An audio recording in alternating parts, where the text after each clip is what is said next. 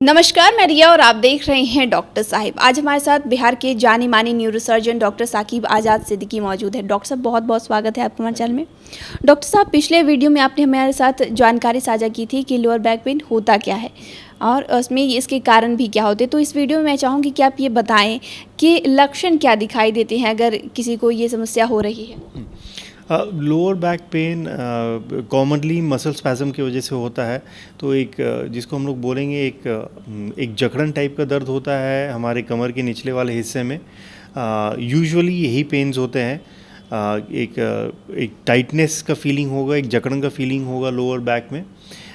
ये जब pens progress करते हैं, जब बढ़ते हैं आगे, तो फिर हो सकता है कि बटक्स में ये पेन आ जाए। जब भी किसी कारण से अगर वो नस ज़्यादा दब गई हो तो फिर वो पेन हमारा नीचे पैरों में जाता है, जिसको हम लोग रेडिएशन बोलते हैं, रेडिएशन ऑफ द पेन। यही सारे important symptoms low back pain के होते हैं।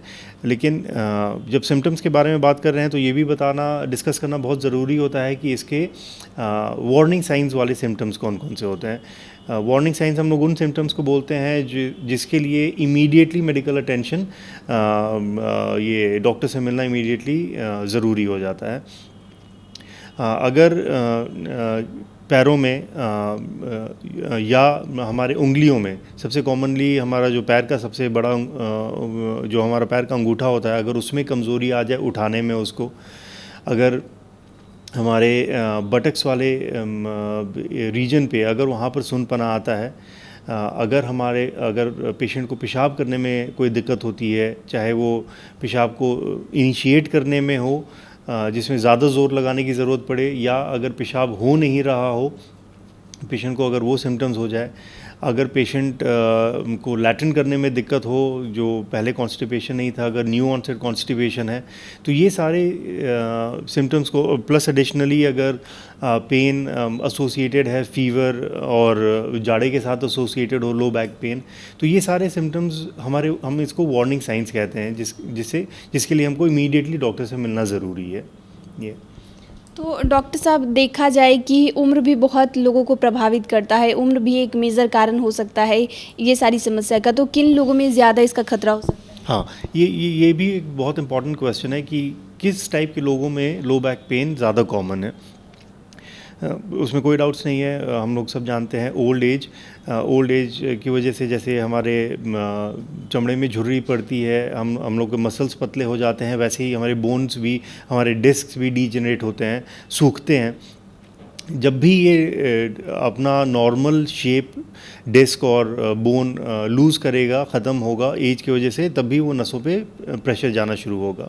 सेकंड सबसे कॉमन है जो सेडेंट्री लाइफस्टाइल है, जिन लोगों का काम ज़्यादा देर तक बैठना है, दुकानों में ज़्यादा देर तक बैठे हैं, ऑफिस में ज़्यादा देर तक बैठे हैं, तो उन लोगों में मसल्स में स्पैज़म हो जाता है, जिसकी वजह से वो पेन काफ़ी सिग्निफिकेंट हो जाता है।